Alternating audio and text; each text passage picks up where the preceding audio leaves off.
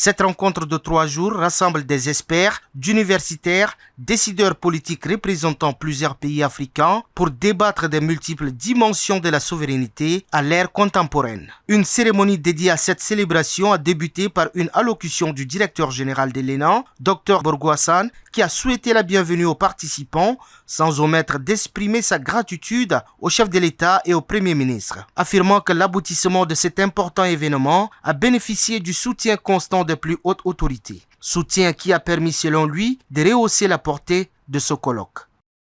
C'est l'occasion pour nous de saluer nos autorités de tutelle, en particulier le maréchal Mohamed Idriss Déby Itno, président de la République, chef de l'État, pour la confiance qu'il a toujours témoignée envers notre institution et pour le rôle déterminant qu'il a joué dans l'élévation de notre école à la position prestigieuse qu'elle occupe aujourd'hui.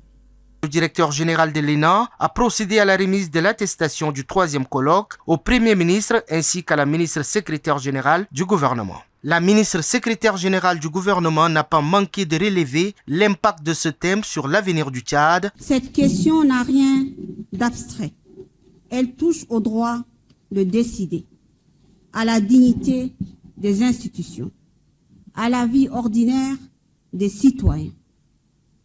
Elle a été au centre des débats de notre continent parce qu'elle définit le reste, notamment la sécurité, l'économie, l'école, la santé et la place qu'un pays prend parmi les nations. Longtemps, d'autres ont voulu nous maintenir, mais notre trajectoire a répondu autrement. Nous avons décidé à apprendre à nous tenir nous-mêmes. Depuis l'indépendance, des jalons ont été posés. Restauration de notre intégrité territoriale. Procédant à l'ouverture officielle des travaux, le Premier ministre a rendu hommage au chef de l'État pour avoir affirmé la place du Tchad en Afrique et dans le concert des nations. Il a insisté sur l'importance de faire une relecture des mots souveraineté. Ce colloque donne l'opportunité précieuse pour mener une réflexion approfondie, ouverte et comparative.